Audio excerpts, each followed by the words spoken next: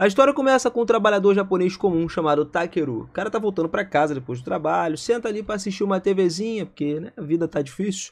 E aí ele se sentindo entediado com a sua rotina monótona, o Takeru liga a televisão pensando que seria bom ter uma mudança de ritmo.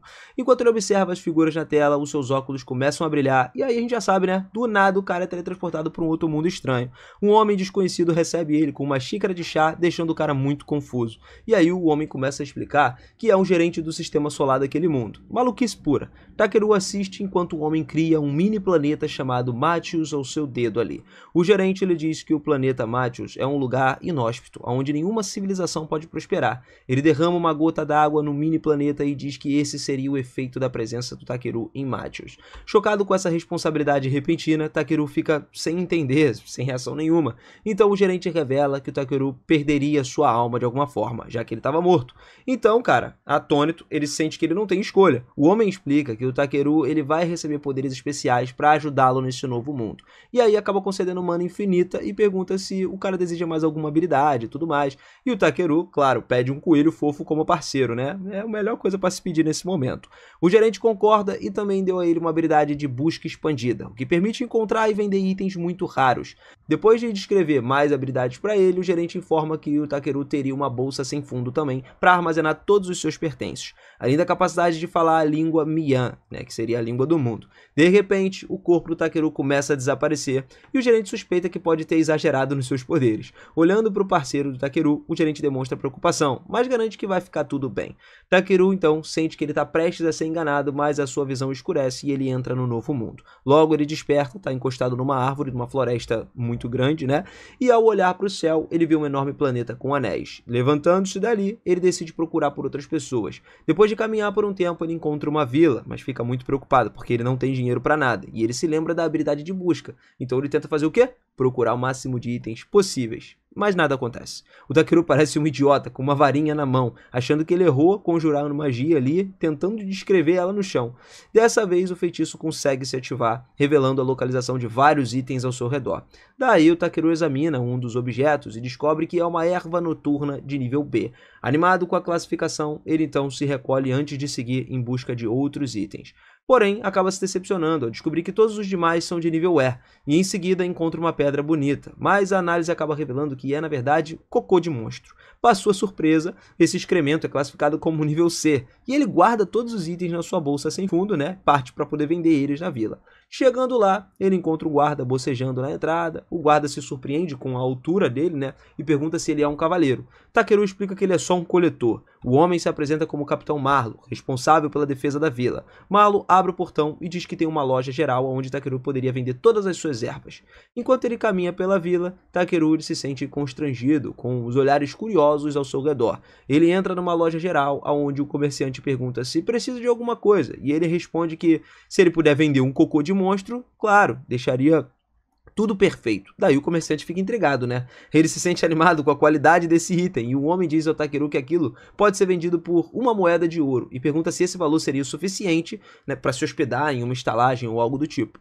E o comerciante explica que uma moeda de ouro cobre 2 noites numa estalagem, já que o custo é de 500 gaves por noite, né? E o Takeru fica chocado percebendo que um cocô vale tanto, né? Coisa louca, e ele acaba aceitando ali feliz esse preço oferecido. O comerciante então esfrega um excremento brilhante no rosto e acaba perguntando se o Takeru tem mais materiais. O Takeru nesse momento pega todas as outras ervas e, impressionado com o comerciante ali com as suas habilidades, o homem então questiona por que ele está vendendo itens raros numa lojinha tão simples. O Takeru responde que ele é um mercador viajante, acredita que as suas próprias habilidades são a função que ele tem que exercer. E o comerciante então lhe propõe um trabalho sério, pede que ele consiga um minério raro chamado Mithril, padrão dos Isekais também, que é encontrado numa montanha ao leste. E o Takeru pede um mapa do local e o comerciante concorda, antes de pagar 360 mil raves por todos os itens. Os olhos do Takeru quase que saltam de tanto espanto, mas o comerciante o alerta que ele vai encontrar monstros na montanha, tá? E com o dinheiro em mãos, Takeru reserva uma estalagem para descansar. Uma funcionária entra no quarto, levando ali uma tina de água quente e diz que ele pode limpar o seu corpo com aquela água. Takeru pergunta onde conseguir um banho completo, e a moça revela que apenas a nobreza pode pagar por banhos completos naquele mundo, mas que também é possível pedir esse serviço a um mago da água.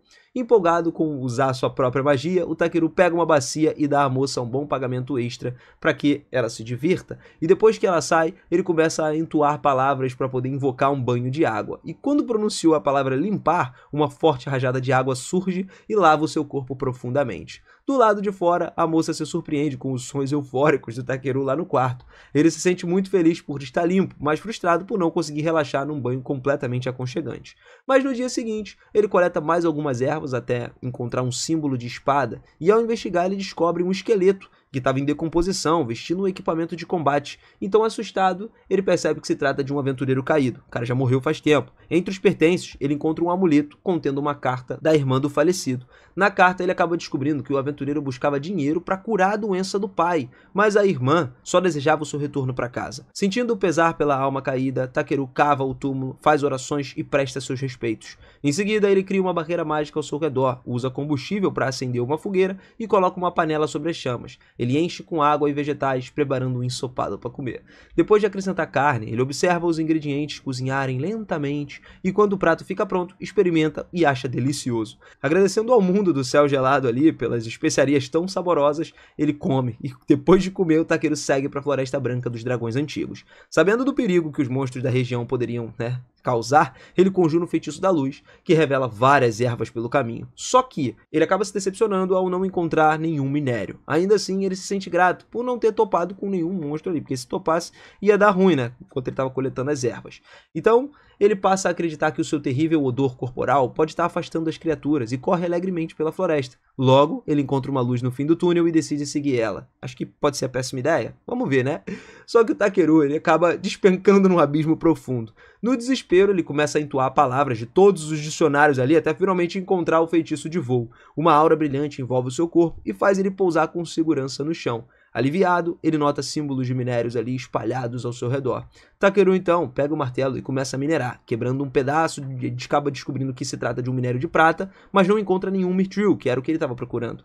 Usando novamente o feitiço de busca, detecta um minério escondido, mas percebe que o chão começa a tremer ao seu redor. Decidido a pegar esse minério rapidamente, ele lança uma bola de fogo contra a rocha oculta. Quando o feitiço despedaça a pedra, encontra pequenos fragmentos de mithril escondidos no seu interior. E decepcionado com a pequena quantidade, ele acaba ignorando o chão que tremia e continua procurando por mais minérios. Ele começa a explorar o restante da caverna, encontra um lago subterrâneo cristalino na sua profundidade e fica muito ansioso. Então o bicho já sai correndo para analisar a água ali, descobrindo que se trata de uma água elemental mágica de classificação S. E aí o Takeru se sente muito animado com essa descoberta valiosa, mas logo ele descobre que aquela água, na verdade, provém do ninho de um dragão ancestral. Uma voz profunda começa a ecoar pelo local, perguntando a identidade do intruso, e o Takeru, no entanto, ignora e pergunta ali se fica pensando em como poderia coletar aquela água. Ele tenta beber um pouquinho, mas de repente o lago entra em erupção e o dragão acaba emergindo furioso dali.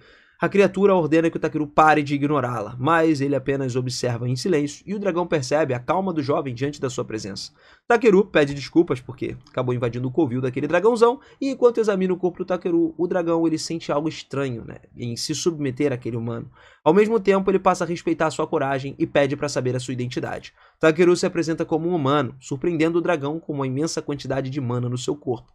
O dragão revela que a energia daquele garoto foi o que forçou ele a despertar, mas confessa estar um pouco confuso. Ele explica que a mana do Takeru é tão poderosa quanto a sua própria, e só então o rapaz percebe que ele estava diante de uma besta ancestral. O dragão assente e se apresenta como Valdius, e aí o Takeru pergunta se pode chamá-lo de V, e ele aceita, sem problema nenhum. Em seguida, o dragão lhe pede um favor, usar o seu incrível poder para despertar os seus filhos. Surpreso, Takeru ouve V, explicando que a magia elemental ao redor do seu covil tinha estagnado, e como pagamento pelos serviços, o dragão invoca um enorme aglomerado de minérios puros de mithril como recompensa. Daí, irmão, esquece. O Takeru pergunta aonde estavam os ovos e V fez surgir da água um enorme ovo negro, aonde ele envia até o Takeru, que segura junto ao ouvido e escuta um fraco batimento cardíaco do bebê dragão no interior do ovo. Intrigado sobre o que poderia despertar a criatura, Takeru ouve a instrução de V. Ele deveria canalizar sua mana dentro do ovo, como se estivesse conjurando um feitiço de luz, então o Takeru decide aquecê-lo.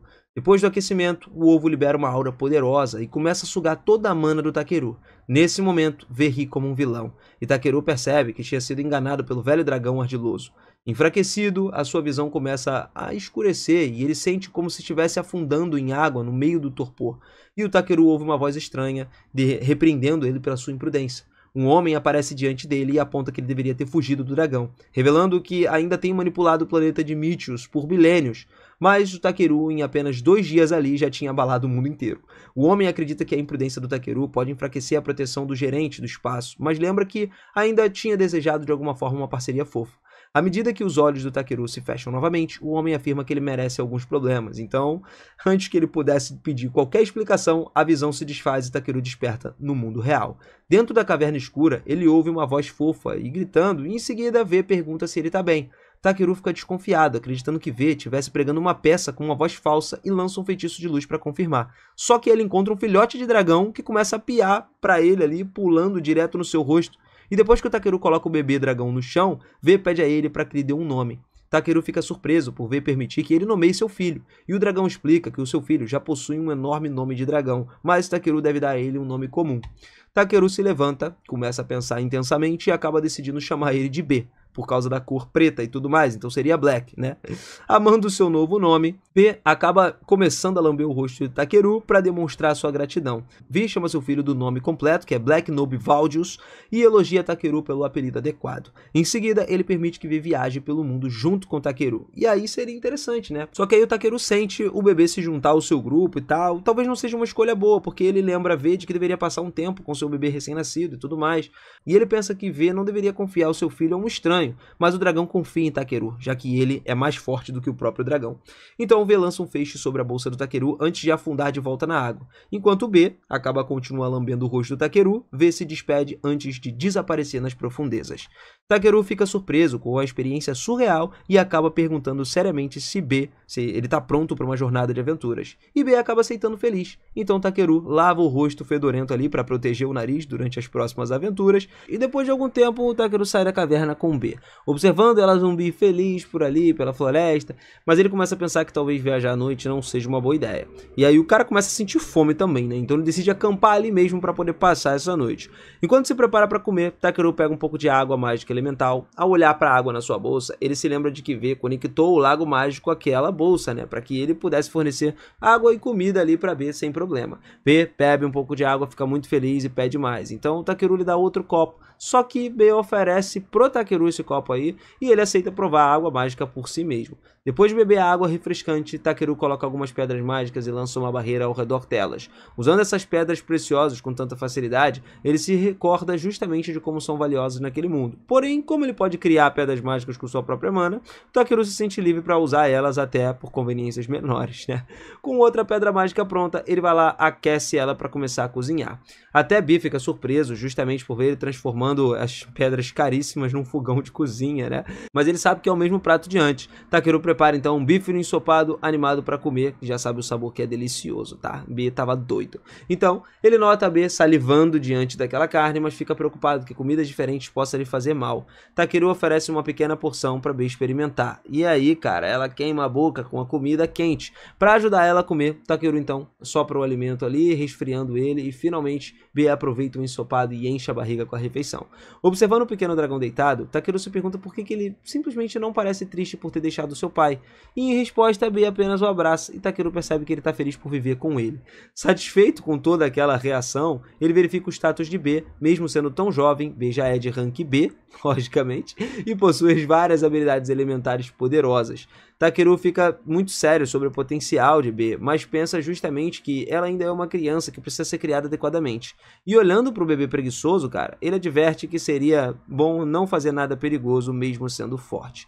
Takeru lembra aquele dragãozinho de que seria repreendido por ver se algo de errado acontecesse, mas ela acaba adormecendo antes mesmo que ele termine de falar. Observando ela dormir, Takeru se pergunta se o agente especial lhe deu de propósito, sei lá, um parceiro réptil, né? E no dia seguinte, o Takeru sobe a montanha para poder chegar novamente na floresta. Ele fica surpreso ao ver um lugar que parece tão pacífico durante o dia e ele pensa que talvez devesse não se preocupar tanto com as regras do mundo do céu gelado. Enquanto B começa a brincar, Takeru usa as habilidades de busca para encontrar várias ervas e vender elas. Ao descobrir algumas ervas novas, B retorna apavorada. Takeru procura por monstros detectando vários na área, lembrando de que se antes os monstros fugiam por causa do seu cheiro, então ele conclui que o banho da caverna removeu esse odor dele. E querendo aproveitar, conseguir alguns materiais dos monstros, o Takeru se prepara para lutar. avançar. De repente, um feroz falcão de pedra surge ali rugindo atrás dele, mas Takeru acha adorável, comparando ali a bola aterrorizante que ele enfrentou antes. Então, notando a carne do pássaro, ele decide transformá-lo em KFC, que seria a comida perfeita no momento. Quando o pássaro começa a avançar contra Takeru, ele acaba criando um escudo e prepara algumas agulhas de gelo para poder atacar. Com um único golpe, ele transforma o pássaro numa carcaça de galinha. Em seguida, ele se volta para alguns lobos serpente ao seu redor, e quando o lobo investe contra ele, Takeru usa sua habilidade de aumento de velocidade e salta para evitar o ataque. Depois, endurece o corpo com outra habilidade e acerta um chute no crânio do animal.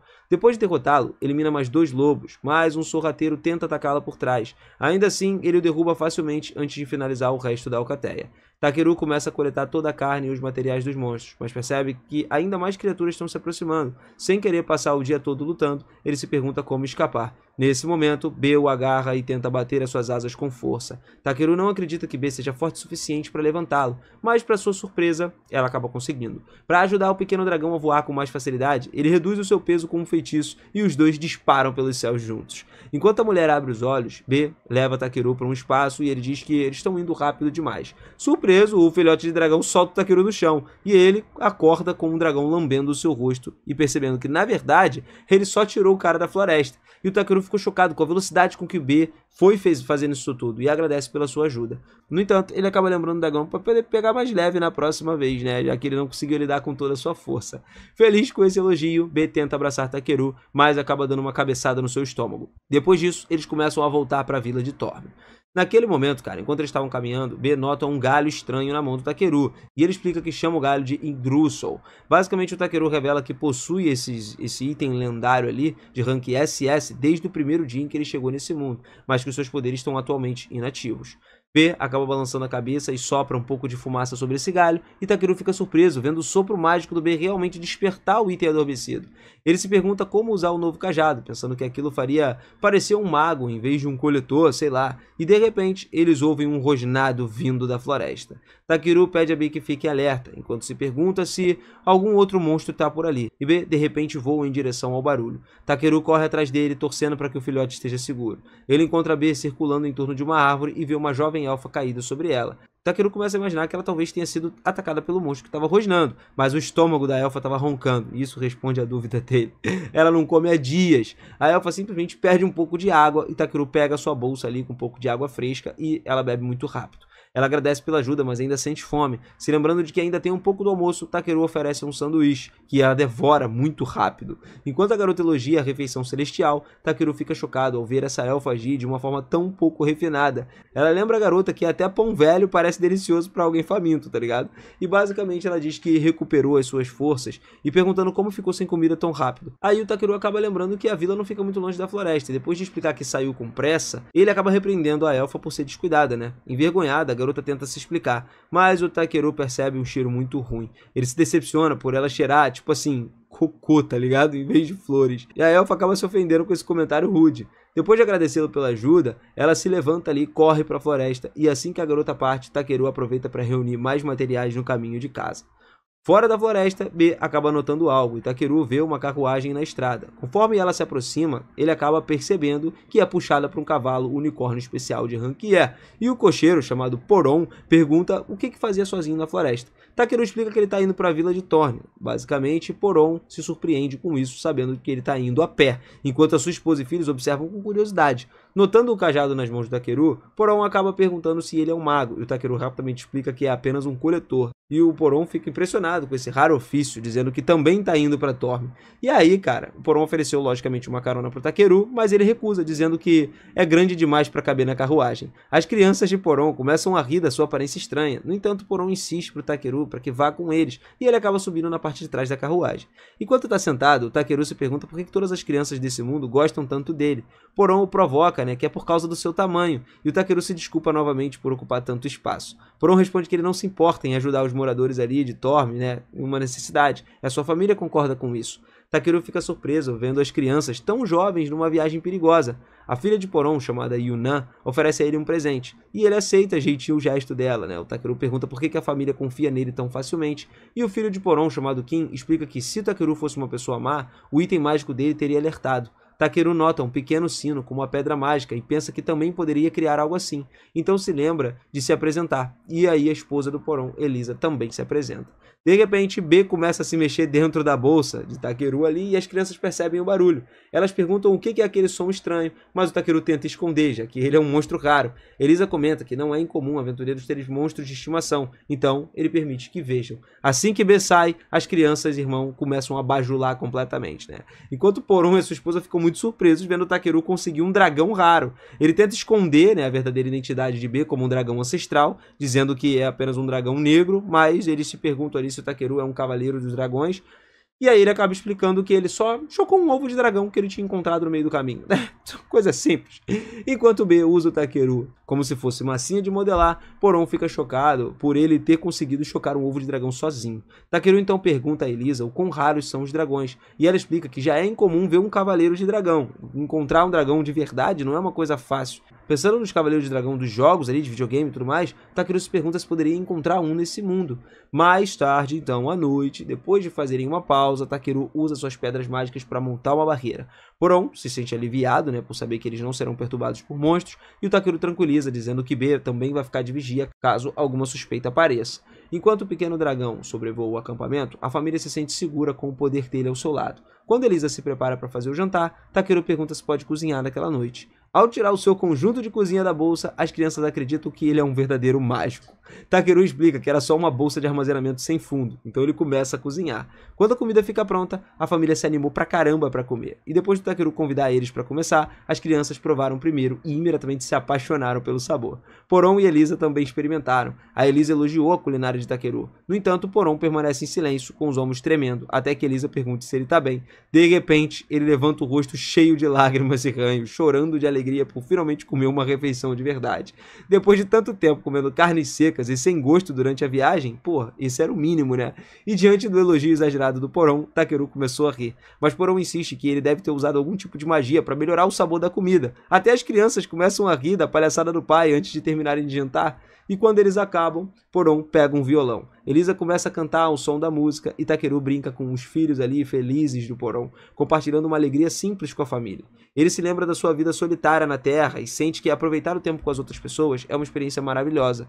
Feliz então pelo mundo do céu gelado lhe ter dado uma nova vida entre as pessoas, ele coloca a B para dormir depois das brincadeiras. Com o pequeno dragão roncando agora, Takeru se acomoda na sua cama, olhando para o lindo céu estrelado. Na manhã seguinte, Takeru acorda e começa a limpar a sua tesoura para se manter ocupado até a hora de voltar para a estrada.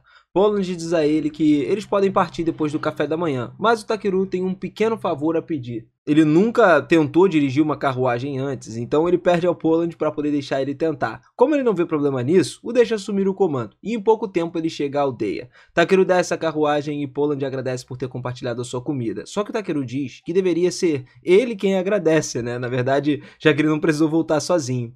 Poland e os outros então partem logo em seguida. Enquanto o guarda mais baixo observa a carruagem se afastar, ele comenta que finalmente deve ser primavera. Takeru não entende o que ele quer dizer, né, e pede uma explicação. E o guarda então conta que Poland ganha vida tecendo e costuma viajar para regiões mais quentes a trabalho. Essas viagens são sempre muito difíceis para ele e para sua família. Incapaz de caçar, o Poland precisa sobreviver com rações ali escassas, o que explica porque ele ficou tão feliz em provar a comida do Takeru.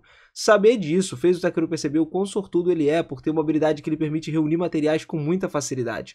Pouco tempo depois, Takeru volta para a loja de Jeremy ali, justamente para entregar os materiais que ele tinha reunido, né, e fazer um pequeno teste. Ele coloca o minério mágico de Mithril lá que pegou, né, na toca do dragão, junto com um pouco de Mithril normal, para poder ver se o Jeremy seria o tipo de pessoa que tentaria enganar ele. Jeremy passa um bom tempo examinando as pedras e por fim conclui que aquelas em particular devem ser um pedaço de minério mágico de Mithril. Ele explica que alguns desses minérios contêm magia suficiente para substituir a maioria das pedras mágicas do reino, e o Takeru finge surpresa, mesmo já sabendo disso. Jeremy diz que é incrível ele ter encontrado algo tão valioso, mas o Takeru tenta minimizar ali, afirmando que ele achou por acaso durante uma viagem, tá? E mesmo assim o Jeremy insiste que é preciso muita habilidade para encontrar algo assim. Então o comerciante recomenda que o Takeru vá para a cidade de Belsen, que é muito maior do que aquela vila, né? Apesar dele não gostar da ideia de ver um talento como o Takeru partir, Jeremy diz que lá ele poderia encontrar uma variedade muito maior de itens para poder comprar e vender. Ele apenas pede que, quando o Takeru fizer um nome para si mesmo, enviar alguns clientes para a loja dele. Takeru não tem intenções de se tornar famoso, até porque essa ideia de ir para uma cidade grande intriga ele, né? Mais tarde, na pousada, ele lê sobre Belsen e descobre que a cidade possui uma guilda de aventureiros que intermedia pedidos em todo o país. Os aventureiros são divididos em funções de combate, suporte e várias outras. Como Takeru está em outro mundo, ele decide que ele quer experimentar uma verdadeira aventura e viajar por aí. Assim, ele decide se juntar à guilda em Belsen. Mas antes disso acontecer, ainda tem algumas coisas para resolver em Torme. Então ele vai até a cidade e entrega os monstros lá que ele tinha capturado para serem processados. Enquanto espera, ele passa a noite festejando com os aldeões e desfrutando de um grande banquete. Na manhã seguinte, Takeru volta ao açougueiro. Agora todas as partes dos monstros foram processadas e ele tem comidas e temperos suficientes para a jornada continuar. A mulher do açougue diz que vai ser solitária sem Takeru por perto e muitos outros moradores dizem o mesmo, que gostariam que ele ficasse mais um pouco. Takeru responde que também sentirá sua falta, né, desse lugar, mas que tem muitos lugares interessantes lá fora e que novas pessoas para conhecer também estão ali. Então ele não pode se estabelecer ali. A mulher entende e diz que não vai mais insistir. E antes de partir, porém, ela entrega uma sacola. Takeru preparou vários almoços de viagem para ele, e com isso parece que Takeru não precisaria se preocupar com comida por um bom tempo.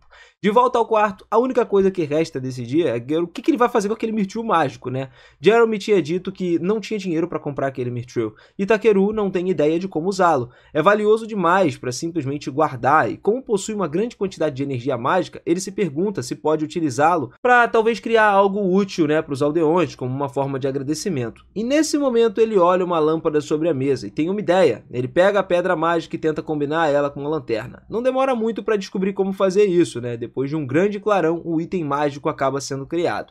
Na manhã seguinte, quando Takeru estava prestes a partir, toda a vila sai para se despedir. Ele agradece por tudo que eles fizeram por ele e, como uma forma de demonstrar gratidão, entrega o seu item mágico recém-criado.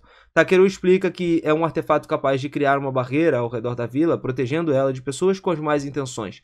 Todos ficam gratos, mas também se perguntam se é o certo aceitar algo tão valioso. Takeru responde que está tudo bem, e é o mínimo que ele pode fazer por eles. Além disso, quer ter certeza de que a vila ainda estaria segura caso voltasse um dia. Jeremy, curioso, dá uma olhada dentro do artefato e vê a pedra mágica, que vale pelo menos uma pequena fortuna, né? Então ele está prestes a dizer que ele não pode aceitar um presente tão caro, mas o Takeru já estava correndo pelos portões da vila, longe demais para ouvir isso. Enquanto ele segue o caminho em direção a Belsen, Takeru tira um momento para apreciar a paisagem tranquila. No entanto, a calmaria não dura muito. Logo à frente, ele se depara com um caranguejo gigante no meio da estrada. Depois do choque inicial, Takeru verifica as estatísticas da criatura e vê que tudo parece normal. Assim que ele percebe que o caranguejo é comestível, ele decide que ele e Bi com certeza terão frutos do mar no jantar. Takeru lança magia então, aprimorando em si mesmo, se preparando para a luta, mas antes que ele possa agir, Bi sai voando na frente e desfere um grito sônico tão poderoso que o caranguejo cai inconsciente no mesmo instante. E aí o Takeru ficou impressionado, né? Porque ele não fazia ideia de que o Bi era capaz de fazer algo assim, mas a batalha ainda não acabou. De repente, mais dois caranguejos aparecem, e aí o Takeru acha que ele estava seguro, né, no meio da estrada, já que os caranguejos normalmente só conseguem se mover de forma lateral, mas ele estava terrivelmente enganado. Esses monstros conseguem se mover para frente e mais rápido do que o normal. Em poucos segundos, os dois o cercam, prestes a esmagar ele, e antes que consigam alcançá-lo, Bi puxa Takeru pro ar, fazendo com que os caranguejos se choquem um contra o outro. Takeru agradece pela reação rápida de Bi, né? Mas a luta ainda não terminou. O primeiro caranguejo, que tinha sido nocauteado, recupera a consciência e vai para cima novamente contra o Takeru. Ele invoca o seu cajado e acerta o caranguejo com um golpe certeiro, lançando ele pro alto e finalizando a criatura de uma vez por todas.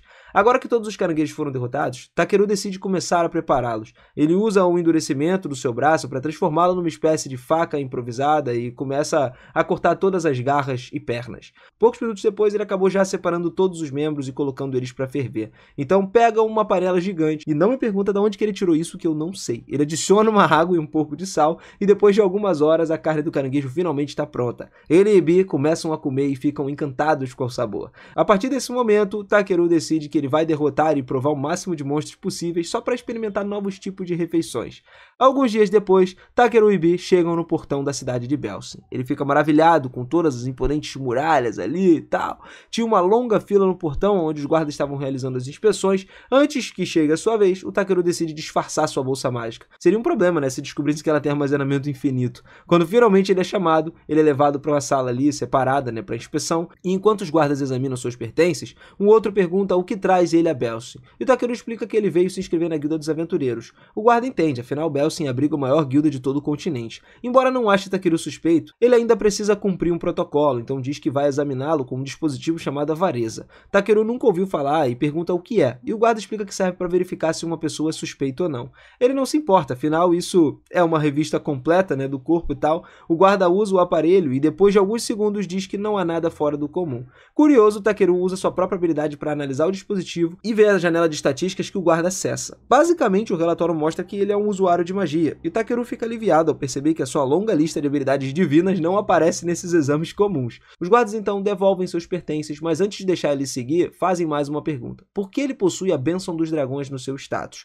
Aí o Takeru explica que é provavelmente por causa do seu animal de estimação, então ele chama o Bee, e os guardas ficam maravilhados com o quão fofa ela é. Não tem regras contra ter dragões de estimação, então o Takeru tem permissão para levar ela tranquilamente. Porém, o guarda avisa que Bee precisa de uma etiqueta como prova de propriedade, caso algo aconteça na cidade, tá? Takeru não trouxe uma coleira, mas ele se lembra do amuleto da sorte que ele ganhou das crianças do Poland, então ele amarra na cauda de Bee e o guarda aprova isso. Depois disso tudo, os guardas registram a entrada do dragão de estimação e informam que para chegar à guilda, basta seguir ali pela estrada principal.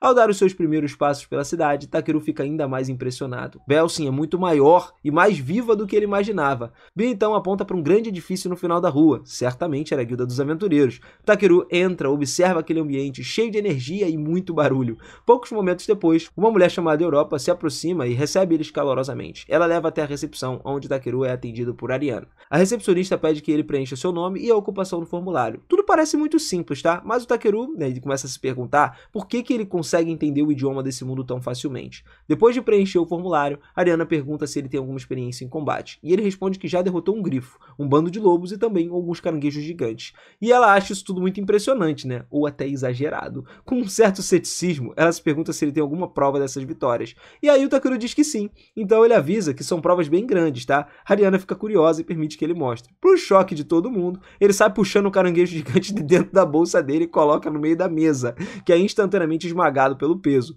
E aí ele percebe que pode ter exagerado um pouquinho, né? Mas em sua defesa ele tinha avisado que era uma coisa grande, era uma prova grande pra caramba. Os membros da guilda se reúnem e o mestre da guilda aparece perguntando o que tá acontecendo. Takeru explica que ele só queria mostrar o caranguejo para Ariana, e o mestre compreende, mas fica intrigado com a bolsa de itens, perguntando onde ele conseguiu aquilo. O Takeru responde que ele foi um presente, e o mestre usa sua própria habilidade para confirmar que é verdade. A sua habilidade é muito semelhante à do Takeru, né? Mas em vez de janelas de status, ele enxerga a aura das pessoas, o que ajuda a distinguir boas e más intenções. Como o Takeru parece inofensivo, não tem um motivo para punir ele, tá? O mestre diz que eles podem avaliar o caranguejo, inclusive pagar por ele até o fim do dia, mas o Takeru responde que ele pretende comer o caranguejo mais tarde, o que deixa todo mundo boquiaberto.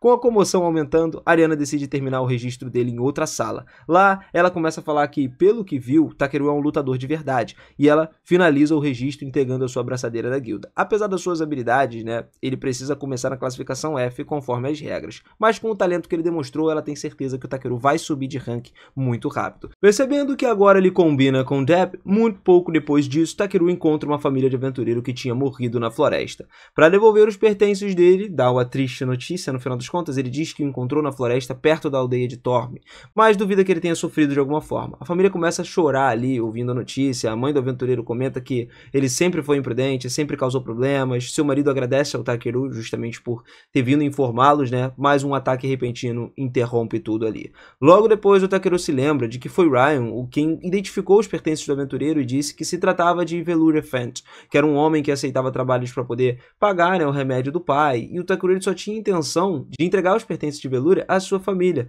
Só que vendo o estado do pai dele, ele decidiu fazer algo muito mais apropriado para ajudar eles. Então, algum tempo depois, ele se reúne com um avaliador no Grêmio. Ele diz que tem 8 folhas de prara e 6 raízes de polo, além de 20 cogumelos lápis, né, e 20 cogumelos também mer.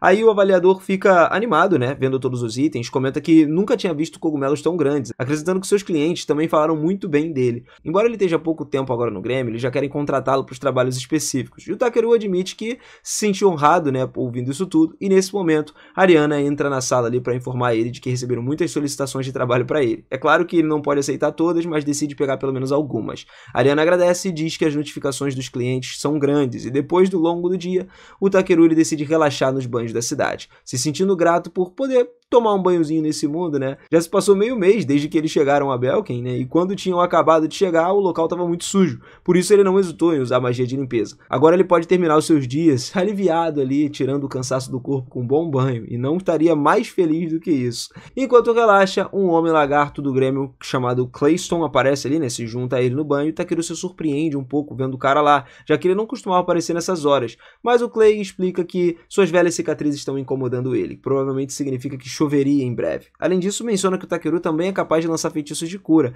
já que ouviu um boato de que ele tratou um homem doente nos Barros Baixos. Então o Takeru entende que ele se refere ao pai de Velura, porque naquele dia ele decidiu usar magia curativa para curar as doenças dele. Ele explica que apenas estava imitando algo que tinha visto antes. E embora também seja verdade, né, que ele não cobrou nada por isso, o Clay diz que ele realmente é um sujeito altruísta, mas que poderia ganhar uma fortuna se ele quisesse. Ao ouvir isso, o Takeru fica um pouco preocupado, imaginando que os curandeiros, cobrando por serviços ali, agora talvez odeiam ele porque ele fez de graça. E isso faz o Clay cair na gargalhada. Mas deixa aí o assunto de lado, pergunta se Takeru recebeu notificação para subir de patente. Takeru responde que ele estava satisfeito na posição atual. Ele não quer subir de nível. O Clay confirma mais uma vez que ele é mesmo desinteressado, mas adverte que agir assim só chamaria mais atenção. Takeru, ele tenta explicar que existem sim coisas que ele deseja, como uma tesoura afiada para poder coletar os materiais, e o Clay sai do banho dizendo que cara, não era disso que ele estava falando. Mas de qualquer forma, o único conselho que ele pode dar ao Takeru é que ele deveria aprender mais sobre esse mundo. Algum tempo depois, o Takeru então retorna ao Grêmio depois de completar um trabalho, e o mesmo avaliador de antes pediu a ele para subir de patente. Como já foi solicitado várias vezes, né? Afinal, a posição mais alta não está fora do seu alcance, considerando as habilidades que ele já demonstrou. Mais uma vez, o Takeru responde que realmente não está interessado em ascender, e no fundo sabe que se ele não tiver cuidado, subir de nível pode acabar trazendo mais problemas. Fazer o que ele quer a partir do nível baixo é muito melhor, então ele prefere manter as coisas do jeito que estão, porque deixavam ele em paz. Nesse momento, um aventureiro entrou ali na guilda dos aventureiros com uma notícia terrível. Os goblins estavam atacando. O mestre da guilda, ele ordenou que eles entrassem em contato com todos os aventureiros de patente D em diante, né, para poder se reunirem lá na Estação do Norte e trazerem todos os magos curativos e médicos disponíveis.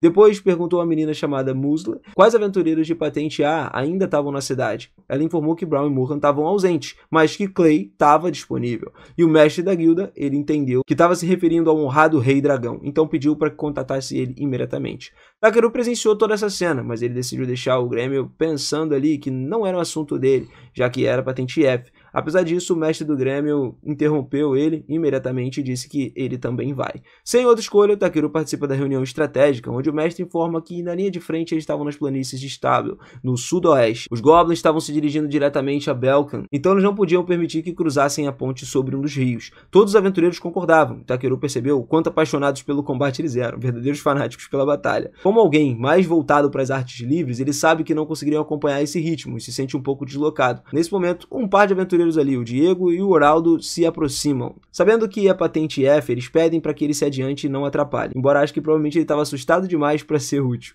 Enquanto zombam dele, o mestre do Grêmio se aproxima, mencionando que ele é o coletor de quem Grish não pode falar. E o Takeru se apresenta muito nervoso, o mestre da guilda diz que todos têm boas coisas a dizer sobre ele, sendo raro que Grish elogie alguém sem reservas. E quando ouviu isso, Takeru apenas sorri de forma desconfortável e diz que se sente honrado, enquanto o mestre do Grêmio observa fixamente sem piscar. Ao ver que ele não se intimida, o mestre da guilda ri, satisfeito por perceber que é a primeira pessoa que não se sente intimidada pela sua presença. Ele aposta que Takeru é muito mais impressionante do que parece, embora Diego e Oraldo discordem disso daí, já que o Takeru parece um fraquinho, né? Por sua parte, o Takeru por dentro desejaria que não tivesse elogiado tanto, porque ele não quer atrair atenção negativa, e o mestre da guilda simplesmente se retira, dizendo que apesar de ser um rank F, ele é capaz de proteger-se sozinho. Então, só precisa lutar por aquilo que ele deseja proteger. Diego e Oraldo, que estavam lá, vão ao chefe, deixando o Mesli junto com o Takeru, e ela começa a comentar que não pode acreditar que o chefe estava enviando aventureiros de rank F pro campo. Pede desculpas a isso, né, mas ao mesmo tempo demonstra o quanto ela está animada por finalmente estar lá pronto para participar da ação. O Takeru, ele se mostra um pouco confuso, então Mesli se apresenta e diz que pode usar um pouco de magia de cura, e por isso precisam se esforçar para corresponder às expectativas do mestre da guilda nessa batalha. Apesar do seu entusiasmo, quando seguem para a base da missão, Meshley estava claramente apavorada, se agarrando ao Takeru como se a vida dependesse disso, e ela tentou negar o medo, mas ela não conseguia parar de chorar. O Takeru ele percebeu que precisava acalmar ela de alguma forma. Ele lembrou de que estava na retaguarda, onde nem sequer eles podiam ver o inimigo, e mesmo assim ela estava aterrorizada. Se pode usar magia de cura, então ele deve se concentrar em curar os feridos, porque ninguém disse que precisava lutar, tá? E o Takeru tranquilizou ela, dizendo que estava tudo bem, né? Ela não precisava ter medo. E pela primeira vez, Meshley para de chorar e escuta ele. Ela diz que os combatentes se ferem uns aos outros no campo de batalha, então é natural se sentir medo, e ela não deve se envergonhar disso. As pessoas lutam justamente porque têm medo, só precisam fazer o que podem para poder sobreviver, e ela tem o poder para isso. Meshley rapidamente seca as lágrimas, muda de atitude, recupera o entusiasmo e decide dar o melhor de si. Ao voltar à base, Clay se aproxima de Takeru depois de ouvir seu discurso, e o Takeru admite que aquilo não é próprio dele, mas o Clay comenta que apenas pensou que ele talvez pudesse falar com paixão às vezes. Deixando isso de lado, o Takeru menciona que achava que estaria na linha de frente, mas o Clay diz que hoje as suas velhas cicatrizes estão doendo no seu corpo. Ele não está respondendo muito bem. Takeru presume de que ele se refere a cicatrizes profundas, né, nas costas que ele viu no banho, e pergunta se é por causa disso. Claramente é um tema delicado para o Clay, mas ele fica em silêncio por um momento e quando se recupera pergunta se Takeru não acha que essas cicatrizes são uma marca da vergonha para um guerreiro. Afinal, qualquer um pensaria que ele recebeu as cicatrizes tentando fugir de um inimigo. E o Takeru responde que as cicatrizes foram obtidas defendendo alguém e que, mesmo que tenha ficado gravemente ferido, ele sobreviveu, o que significa que ainda pode proteger outras pessoas. O Clay se mostra surpreso, mas admite que é uma forma interessante de ver as coisas. Nesse momento, eles recebem o sinal de mestre da guilda, informando que a formação foi rompida e que as forças inimigas chegarão em breve. Clay pega uma arma sem hesitar, dizendo que ele vai para a linha de frente porque mesmo que seu corpo se quebre, ele ainda protege os outros. Ele parte antes que Takeru possa protestar, mas o Takeru sabe que o Clay não poderia proteger ninguém se ele se destruísse no processo. Apesar da situação, Meshley mantém a compostura e Takeru ele percebe que não pode continuar evitando problemas. Então ele pega o seu cajado, ativa o escudo mágico, cerca toda a área com poderosas barreiras para proteger a base e logo em seguida o Takeru avisa que vai ver como o Clay tá e parte imediatamente aplicando magia nas suas mãos e nos seus pés para poder lutar contra os goblins ali que bloqueavam seu caminho. Ele hesita um pouco porque mesmo que os goblins sejam monstros, lutar contra esses seres humanoides sempre é difícil. Mesmo assim, ele sabe que não pode se preocupar com isso agora e pede a Bee para derrubar esses monstrinhos. O pequeno dragão se prepara para um ataque poderoso e todos os aventureiros próximos protegem imediatamente. Em questão de segundos, todos os goblins já estão fora de alcance ali de combate graças a Bee. E aí, Diego e Geraldo agradecem por terem sido salvos, explicando que um monstro de alto nível apareceu, que era um sargento goblin. A linha de frente começou a colapsar por causa dele, mas graças a tudo eles conseguiram escapar. Só que em algum momento eles se separaram, perderam o contato com Clay e aí não tinha como encontrá-lo. Em outra cena nós vemos o Clay lutando contra goblins sobre a chuva, mas a dor das cicatrizes faz ele cometer um erro fatal. Quando o goblin está prestes a acabar com ele, B os detém com um raio, e assim como antes, ela volta para a batalha. O Takeru se aproxima rápido do Clay, dizendo que sabe que o clima está fazendo as suas cicatrizes doerem. O Clay grita de dor quando o Takeru dá um tapa nas costas, e então o Takeru pede para que ele recue, dizendo que irão planejar um contra-ataque. Mal termina de dizer isso, um rugido forte começa a ecoar. Clay afirma que ele não pode recuar. Nesse momento, Takeru deixa claro que ele e B podiam lutar, mas o Clay advertiu que mesmo que fugissem, os goblins os alcançariam, e de repente o sargento goblin aparece com um ataque violento. Os goblins menores começaram a cercar eles, e depois de desviar do golpe, o Clay disse que eles deveriam fugir enquanto ganhavam tempo. Ao ver a determinação dele, o Takeru ele pergunta se as cicatrizes das costas eram importantes para ele, querendo saber se isso traria lembranças de alguma coisa, ou talvez de alguém importante. E enquanto lutava contra os goblins, o Clay respondeu que era apenas uma prova da sua teimosia, e por isso ele detestava elas completamente. Takeru confirmou então que ele não se importaria se essas cicatrizes apagassem. Assim, logo depois de B criar uma barreira, Takeru pegou um pouco de água sagrada da bolsa dele e lançou sobre as costas do Clay. Em seguida, ele conjurou um feitiço chamado Rid Fúlias, e aí curou completamente o seu corpo. O Clay caiu de joelhos nessa hora, enquanto as cicatrizes desapareciam muito rápido e o corpo dele se transformou diante dos olhos de todos. Takeru se surpreendeu, vendo o quanto ele tinha mudado, e o Clay disse que sentia a força brotar de dentro dele, como se tivesse rejuvenescido. Graças a isso, ele conseguia lutar contra os goblins, como se fossem as próprias garras, e derrotou todos em questão de minutos. Assim que a área ficou limpa, o mestre do Grêmio se aproximou de Takeru e perguntou se tinha sido ele quem liberou o poder de Clayton. Takeru explicou que apenas usou um pouco de magia curativa, mas o mestre do Grêmio respondeu que sabia que aquilo era tudo que ele podia fazer naquele momento. Ele também ouviu dizer que o Takeru tinha lançado feitiços enormes. Mesmo que na verdade tivesse sido B quem conjurou, o mestre do Grêmio perguntou quem ele realmente era, mas o Takeru respondeu que era apenas um aventureiro comum de rank F, que tem uma habilidade de coletar materiais. E apesar de soar um pouco convincente, o mestre decidiu não insistir e disse que o Grêmio lhe recompensaria ele pelas suas ações. Naquela noite, o Clay foi visitá-lo, né, exigindo que explicasse o que tinha feito com ele, e o Takeru ficou feliz em vê-lo bem. Mas o Clay deixou claro que ele não estava nada bem, porque ele ainda sentia algo quente ardendo dentro de si e precisava saber o que tinha acontecido. O Takeru tentou acalmar ele, explicou que é só água elemental mágica, com um feitiço de rir de folhas, né, que ele usou. Vendo a confusão de Clay, ele detalhou que se tratava de uma agregação de magia elemental altamente concentrada e pura. O antigo dragão Boltius, ele mantinha essa água no seu lago subterrâneo, o qual estava conectado à bolsa mágica do Takeru. E o Clay ficou completamente perdido com tanta informação. Então o Takeru explicou que Boltius era o pai, ou talvez a mãe, de Bi.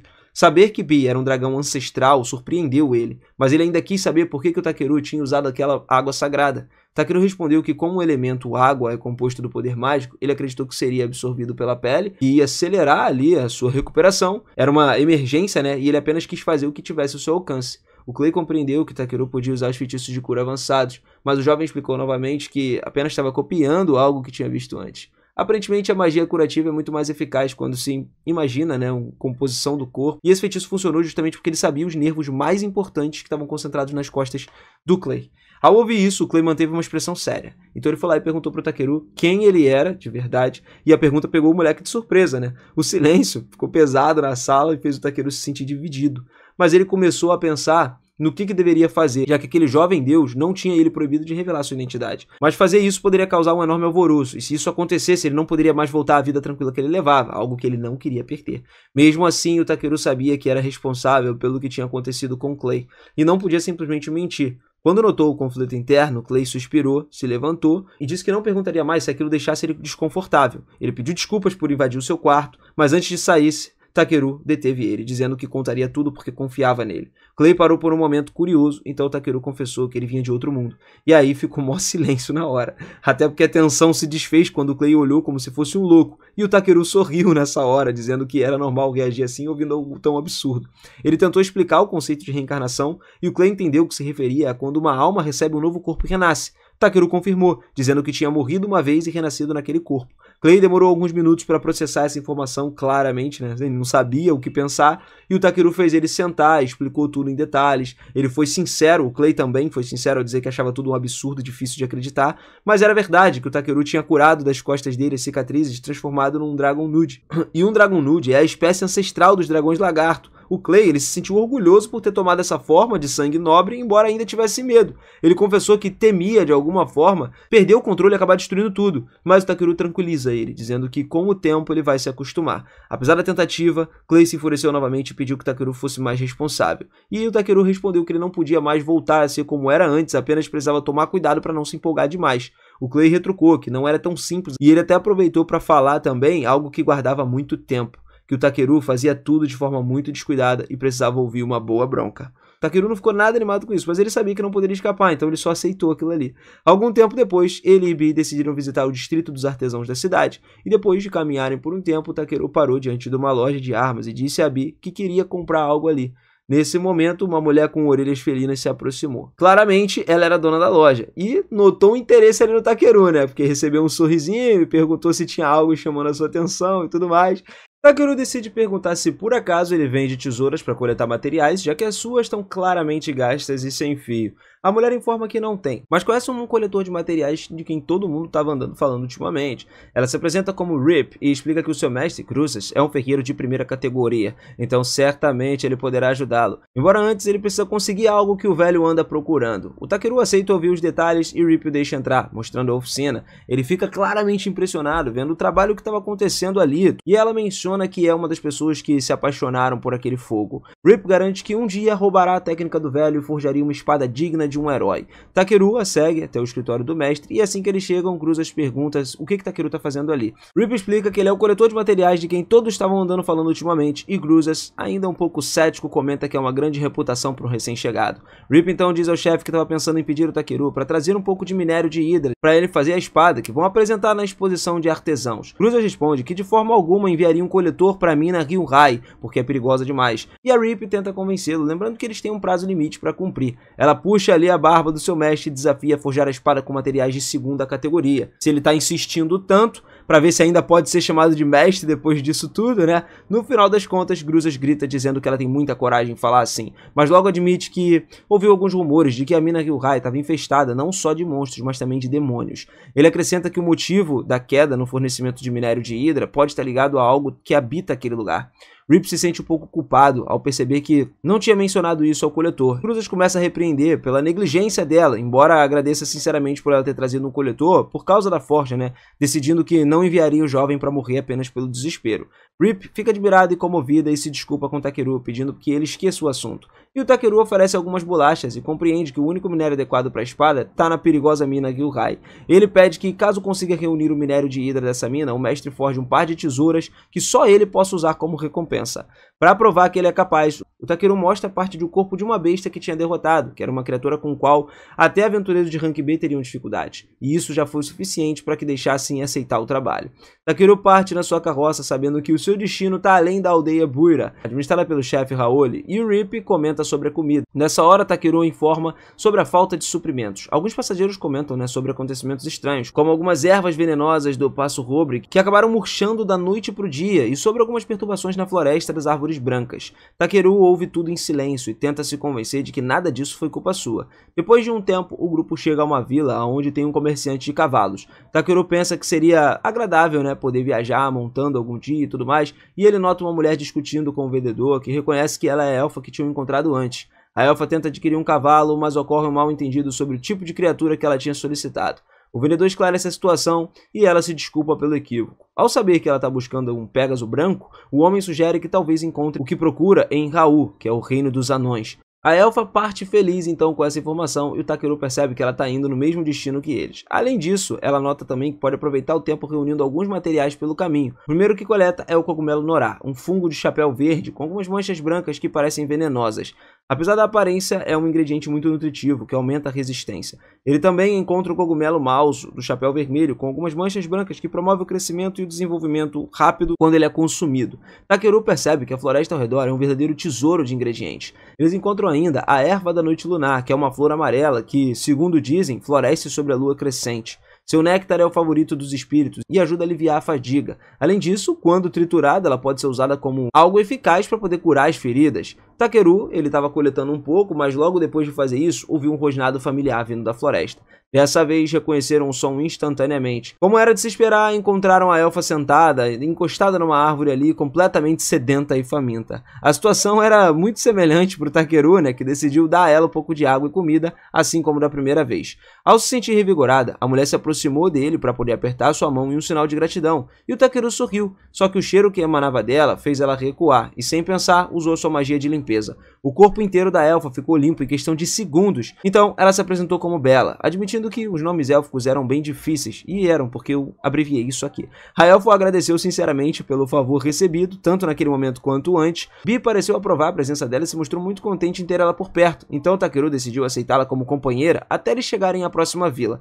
Enquanto ele coletava alguns materiais, Bi corria animada junto com a Bela, que parecia curiosa de tudo ao seu redor. Elas observavam a natureza, explorando os arredores e se divertiram juntas. Takeru apenas observava e pensava que a idade mental da elfa devia ser mais ou menos a mesma que a de Bi. Quando o sol se pôs, Bela decidiu sair para recolher lenha, mas o Takeru mencionou que tinha pedras mágicas para acender o fogo. Ainda assim, ela preferiu buscar lenha, explicando que deixar rastros de uma fogueira é importante para poder indicar segurança aos outros viajantes.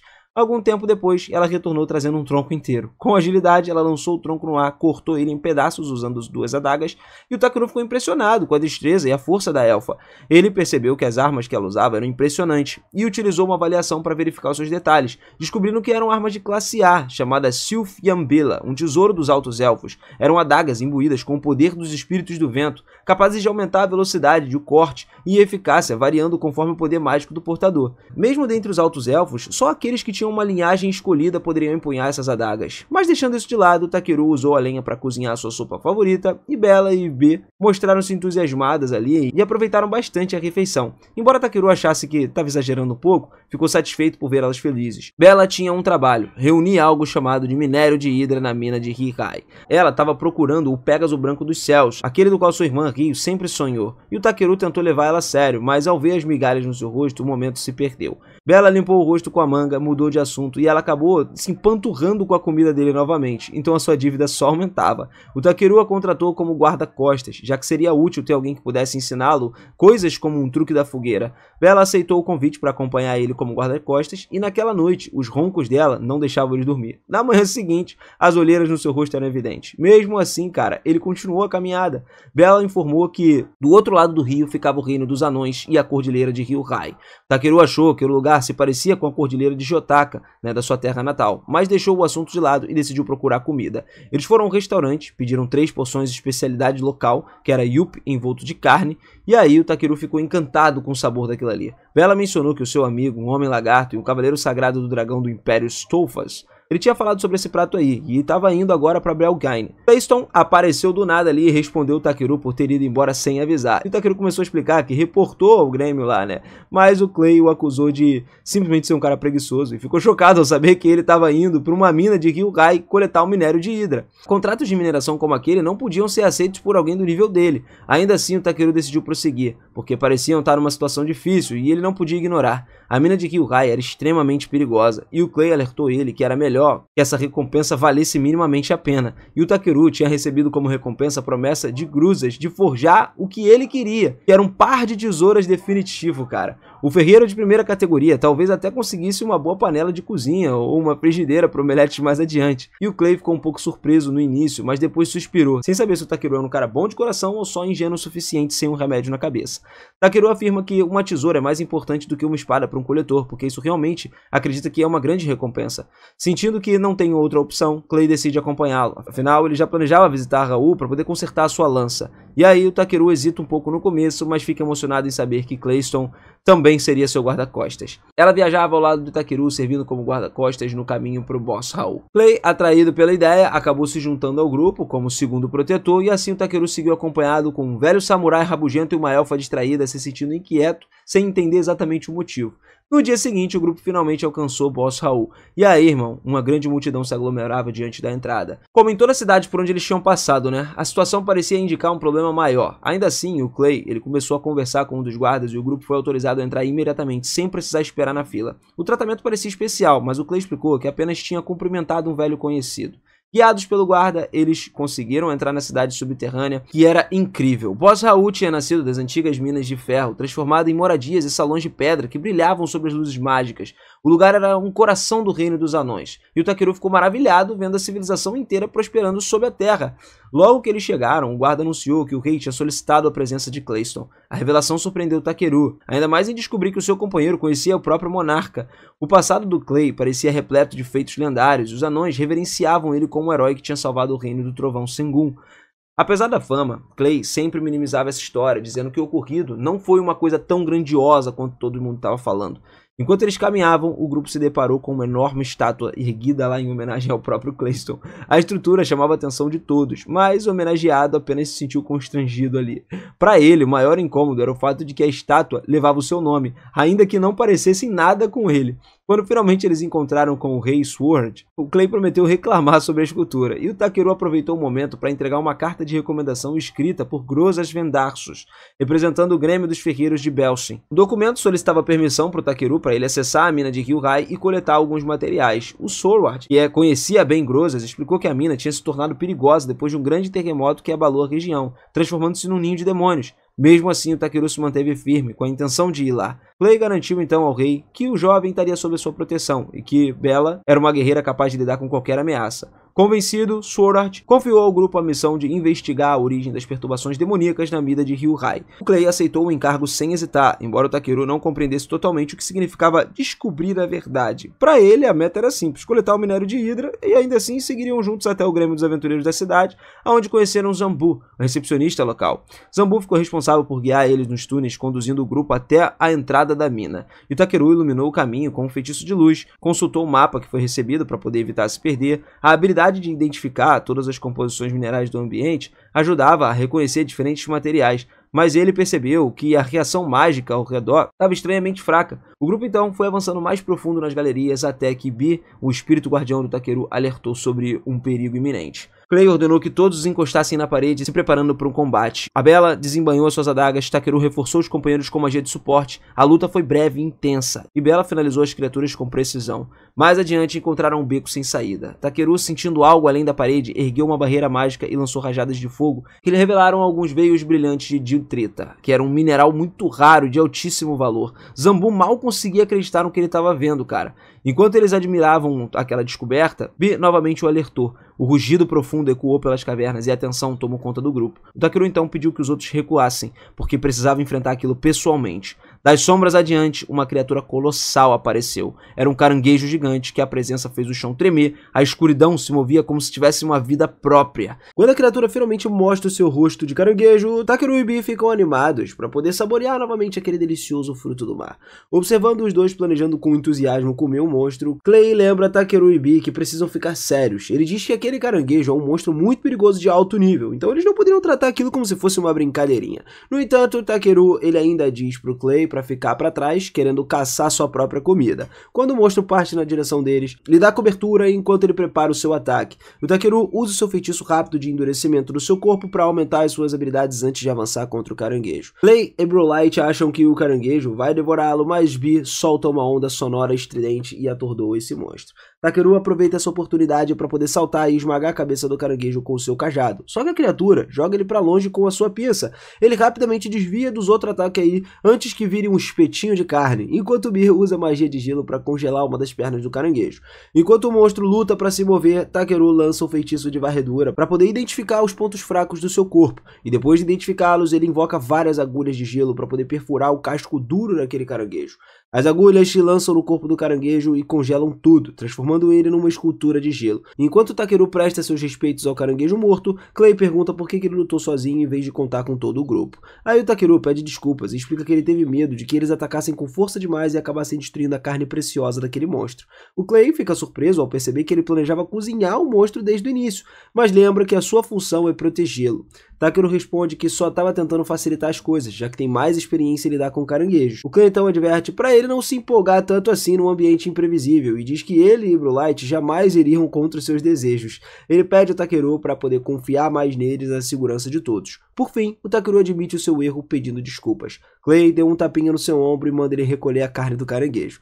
Depois de coletar a carne do monstro, o Takeru também junta todos os minérios mágicos da área, só que ele sente a presença de mais tesouros por perto. E inclusive fala que os anões poderiam minerar eles no futuro. O anão que estava junto ao Zambu ficou emocionado, né? Ele agradeceu profundamente a ajuda do Takeru, que se pergunta se finalmente está causando as mudanças no mundo, né? Que o gerente do espaço tinha mencionado para ele. E logo depois, Brolight e Clay começam a retornar. Takeru pensa que ele vai continuar fazendo o que acredita ser melhor, enquanto isso beneficiar as pessoas ao seu redor, né? E quando eles voltaram para a cidade dos anões, o Takeru informa ao rei que ele derrotou o monstro. O rei se surpreende e o Zambu confirma que eles realmente venceram o temido demônio. O rei pede para ver os restos do monstro e o Takeru coloca uma escultura gigante do caranguejo bem no meio do salão. O peso da escultura faz o chão começar a tremer e o rei se levanta com admiração, né, vendo aquele monstro lá. Ele parabeniza o Takeru por exterminar a criatura em nome do reino e oferece uma recompensa, mas o Takeru só pede para levar o corpo do caranguejo para casa. O pedido simples acaba surpreendendo o rei, só que ele permite, né? Durante o retorno, Brolight fica feliz, porque o rei deu 3 milhões de raves como recompensa, e o Takeru, no entanto, não se importa com a fortuna. Ele só pensa no sashimi delicioso que ele vai fazer com a carne do caranguejo. Clay provoca o Takeru por estar sempre babando feito um idiota, enquanto ele pensa em usar o casco duro do caranguejo para fabricar uma nova tesoura de coleta. No dia seguinte, Brolight recebe um belo cavalo branco presenteado pelo rei dos anões. Clay ganha uma lança reparada e Brolight monta o seu cavalo para entregá-la à sua irmã. Takeru pergunta se ela vai embora e ela confirma, dizendo que nunca vai poder retribuir toda a ajuda que recebeu, e ele responde que não quer nada em troca, enquanto Clay lembra de que a carruagem dele já chegou. Pouco depois, Brolight sai mandando bala no seu novo cavalo e parte, enquanto Takeru e o Clay voltam para casa na sua carruagem. Ao retornar à sala da guilda, Takeru vê a Ariana colocando novas missões no quadro. Ela os complementa e pergunta por que ele tá com o Clay, supondo que formaram algum grupo, e o Clay explica que eles estavam juntos temporariamente, mas ainda não decidiram se vão se separar ou não. A notícia deixa a garota coelho empolgada e ela começa a pular de alegria antes de sair correndo para contar ao mestre da guilda. Depois que ela sai, Takeru se pergunta por que o Clay continua por perto, e o Homem-Lagarto diz que, embora saiba que o Takeru é uma pessoa misteriosa e poderosa, ele quer ficar com ele para ver do que ele é capaz. Takeru se sente um pouco desconfortável em ter que compartilhar os seus segredos, mas confia em Clay como um bom companheiro de equipe, né? Então, depois de algumas conversas, eles decidem formar um grupo oficial chamado Equipe Ébano Celeste. Mais tarde, o Takeru leva o minério de Hydrite de alta qualidade ali para Gralas, né? Que começou a tremer segurando aquele minério. Takeru pensa que o anão estava desapontado ao imaginar que talvez esse material seja difícil demais de trabalhar, mas de repente, tanto o Gafas quanto o Ribble lá começam a chorar de alegria que finalmente podem usar o minério dos sonhos deles. Ribble agradece ao Takeru pela sua generosidade e Grafos a mesma coisa, comentando que não via tanto Hydrite desde 120 anos de vida, tá ligado? Ver os anões tão felizes deixa o Takeru muito aliviado, já que o minério, apesar de qualidade superior, seria inútil se fosse impossível de processar. Porém, um dos anões explica que não tem dinheiro para comprar um material tão valioso, e em resposta o Takeru diz que basta eles fabricarem as tesouras de coleta para ele, isso já seria o suficiente. Mesmo assim, ele pede que priorizem a criação da espada para uma competição. Um mês depois, o mestre da guilda, Wade, informa ali ao Takeru que alguém convocou por uma carta. Ao pegar a carta, Clay percebe que é uma nobre família Lukubak, da qual vem o senhor da cidade de Belkai. Mano, o Clay, ele explicou que o senhor de Belkai é, na verdade, o governante de todo o território de Luzubak, mano. Então, assim, é uma grande região que inclui a cidade de Belka. Percebendo o status elevado do nobre, o Takeru pensa que seria um grande incômodo lidar com ele. E ele diz ao Wade ali que ele vai ter uma dor de estômago no dia seguinte, entendeu? Pra evitar esse encontro. Mas o mestre da guilda tranquiliza ele, dizendo que o Lord Belmont, ele é uma pessoa super tranquila. O Takeru decide ler a carta e descobre que o Lord, ele convidou a equipe do Clay para o seu castelo, a fim de recompensá-los pelos desempenhos das planícies de Stay. E o Clay ficou surpreso ao ver o motivo do convite, mas o Takeru suspeita que o Lorde apenas quer conhecê-lo pessoalmente. Clay concorda com isso tudo, achando que ele quer ver Bir, que é o bebê dragão na verdade. E ao ouvir isso, o Takeru fica imediatamente protetor ali com Bir, né? Mas o Wade assegura que o Lorde não vai roubar o dragãozinho. Clay também diz que deixaria a cidade se descobrisse que o Lorde fosse uma pessoa má. E por fim, Takeru decide confiar o suficiente para visitar com o Clay. Pouco tempo depois, eles partem para a mansão do Lorde na sua carruagem e à medida que ele lança pelas ruas ali, todos os habitantes da cidade olham maravilhados por aquele veículo luxuoso. Takeru se pergunta por que todos estão tão impressionados e Clay começa a explicar. Poucas pessoas têm a chance de ver um nobre de alta patente como o senhor da cidade. Ele também revela que se alguém conseguir o apoio do Lorde da cidade, a sua força e status aumentariam instantaneamente, mesmo que as pessoas sejam fracas. Enquanto o Takeru acena com sinal de entendimento, eles logo chegam à mansão. E quando o Takeru olha pela janela da carruagem, ele fica chocado, vendo um castelo muito luxuoso, maior do que qualquer coisa que pudesse imaginar. Ao saírem da carruagem, um mordomo chamado Raymond os recebe calorosamente. Takeru e Clay seguem enquanto eles guiam pela casa, e na entrada, algumas fileiras de criadas recebem os convidados. Enquanto caminham para dentro da casa, uma garotinha de repente corre até Takeru. Ela olha para Bee e acha que tem uma aparência engraçada, então exige que o Takeru entregue o dragão para ela. Quando o Takeru se recusa, ela fica surpresa. A menina afirma que os dragões são criaturas nobres, portanto ela sente como se fosse uma nobre, né? E merece possuir um. E o Clay percebe que a garotinha se chama Tuss. E Takeru analisa ela rapidamente e descobre que ela é filha do Lorde da cidade. Sem saber como lidar com uma criança teimosa, o Takeru se ajoelha, o que surpreende ela de alguma forma, então ele pergunta por que ela achou que teria direito de ficar com o dragão.